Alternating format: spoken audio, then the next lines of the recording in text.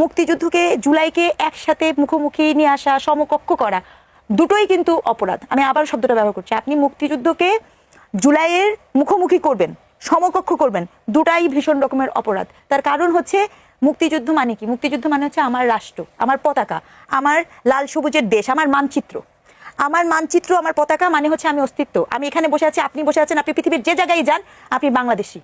এই পরিচয়, এই পরিচয়ের সাথে কিভাবে কোনো আন্দোলন, একটা রাজনৈতিক একটা দেশের অনেক আরো সামনে আরো অনেক অভ্যুত্থান হবে, আপনি লিখে দেন, আপনি বেঁচে থাকতেই দেখবো হয়তোবা সামনে আরো এরকম অনেক আন্দোলন। আমাদের রাজনৈতিক নেতারাই তো বলছেন যে আবারও ফ্যাসিবাদের পদধ্বনি শুনছি। তো ফ্যাসিবাদ যদি আবারও জাগরণ হয়, আবারও তো তাহলে আরো একটা গণঅভ্যুত্থান হবে। গণঅভ্যুত্থান তাহলে কি তখন সেটা 2.0 থেকে 3.0 মানে এইভাবে এগোতে থাকবে? না না না, গণঅভ্যুত্থান, শুনেন, গণঅভ্যুত্থান, আন্দোলন, সংস্কার আন্দোলন, এগুলো একটা যে কোনো রাষ্ট্রের একটা ধারাবাহিক প্রক্রিয়ার অংশ।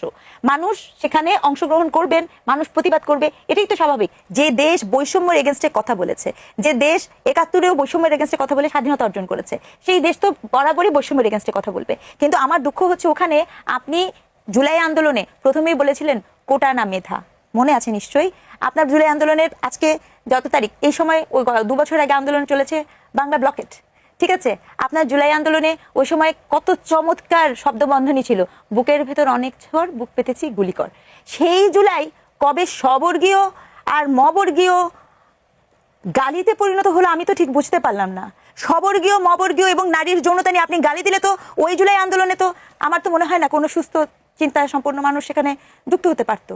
সেই জুলাই কবে ফজলুল হক সাহেবের মতো একজন এত বয়োজ্যেষ্ঠ একজন মুক্তিযোদ্ধা তার বাসার সামনে যে অকথ্য ভাষায় গালিগালাজের হয়ে গেল, সেই জুলাই কবে এবং কখন আপনার নারীর, ওমেনের, আপনার দেখা যাচ্ছে তার মূর্তি, তার বানাচ্ছেন, পুষ্পতলিকা বানিয়ে তার কাপড় চোপড় খুলে দিচ্ছেন, কবে কখন কিভাবে হয়ে গেল এগুলো? সেই জুলাই কি আমরা চেয়েছিলাম? এটি কি গণ অভ্যুত্থানের স্পিরিট ছিল? এগুলো কি শুধু শুধু বিচ্ছিন্ন ঘটনা? আপনি তো এটাকে বিচ্ছিন্ন ঘটনা বলতে পারেন না। যখন হেফাজতের মঞ্চে বসে ৬০ ঊর্ধ্ব ৭৫ বছর বয়সী শহীদ আমাদের মুক্তিযোদ্ধা, হ্যাঁ, জাফরুল্লাহ সাহেবের স্ত্রী শিরিন হক, তাকে যখন কোড অ্যান্ড কোড বেশ্যা ডাকা হয়েছে, এবং সেই মঞ্চে যখন উপস্থিত ছিল আজকের বর্তমান জামাত ইসলাম এবং আমাদের মাননীয় সংসদ হাসনাত আব্দুল্লাহ, তাদের নীরবতা এবং তাদের ওই চুপ থাকা, এটা কি গণ অভ্যুত্থানের স্পিরিট ছিল?